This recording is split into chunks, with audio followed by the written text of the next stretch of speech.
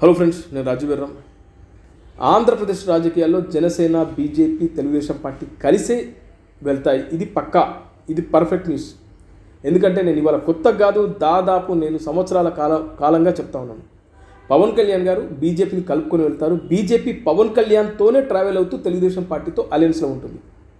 ఇది మన దగ్గర ఉన్న చాలా జెన్యూన్ సమాచారం. అయితే ఇక్కడ సీట్ల పంపకం విషయంలో ఇప్పటివరకు అయితే బీజేపీకి ఎన్ని ఇస్తారు ఏంటనేది ఎవరికి నచ్చినా, ఏ మీడియా సంస్థ అనాలిసిస్ ప్రకారం వాళ్ళు ఇష్టానుసారంగా చెప్తా ఉన్నారు. కానీ ఇంటర్నల్ సోర్స్ ప్రకారం జనసేన, తెలుగుదేశం పార్టీకి సంబంధించిన సీట్ల వ్యవహారం అయితే కొలిక్కి వచ్చేసింది. బీజేపీ వస్తుంది కాబట్టి సీట్ల సర్దుబాటు ఎలా చేయాలనే దానిపైన డిస్కషన్ జరుగుతుంది.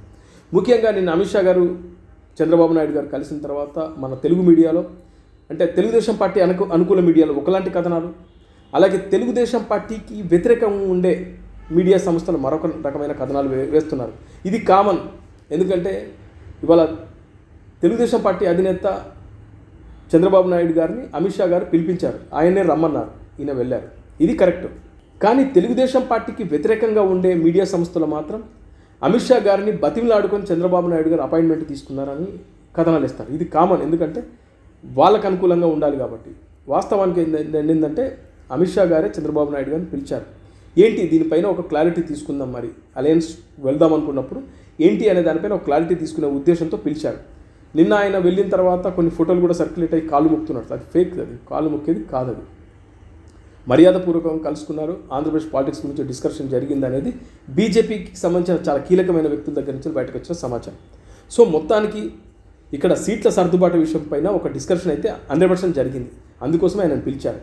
ఇక రెండోది, పవన్ కళ్యాణ్ గారు వెళ్తున్నారు కాబట్టి చంద్రబాబు నాయుడు గారితో డిస్కషన్ తర్వాత పవన్ కళ్యాణ్ గారితో డిస్కషన్ చేస్తారు. ఈ ఇద్దరికి, అంటే ఆయనతో మాట్లాడింది ఏంటి, ఈయనతో మాట్లాడింది ఏంటి, ఏ విధంగా వెళ్తాం అనే దానిపైన పవన్ కళ్యాణ్ గారితో ఖచ్చితంగా అమిత్ షా గారు డిస్కషన్ చేస్తారు.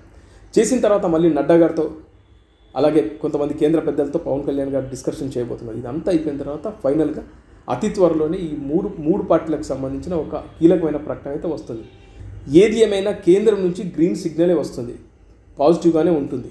అందుకే ఈ 3 పార్టీలకు సంబంధించిన సీట్ల వ్యవహారం పైన చాలా పెద్ద ఎత్తున డిస్కషన్ జరుగుతూ ఉంది అధినాయకుల మధ్యన. తొందరలోనే దీనికి సంబంధించిన కీలక ప్రకటన రాబోతుంది. అదే జనసేన పార్టీ, తెలుగుదేశం పార్టీకి ఇచ్చే సీట్లు, అంటే ఈ అలయన్స్లో జనసేనకి ఇచ్చే సీట్లపైనే చాలా పెద్ద ఎత్తున రచ్చ జరుగుతుంది. కాబట్టి అది గౌరవప్రదంగా ఉంటే బాగుండు అనేది నాలాంటి వాళ్ళ ఆలోచన, నాలాంటి వాళ్ళ ఆవేదన, జన సైనికుల ఆవేదన. గౌరవప్రదంగా ఉంటే ఇంకా బలంగా వెళ్ళొచ్చు, జనసేన పార్టీకి ఇంకా బలంగా మనం పనిచేయొచ్చు అనేది చాలామంది కోరుకుంటున్నారు. అది జరగాలని మనం మనస్ఫూర్తిగా కోరుకుందాం.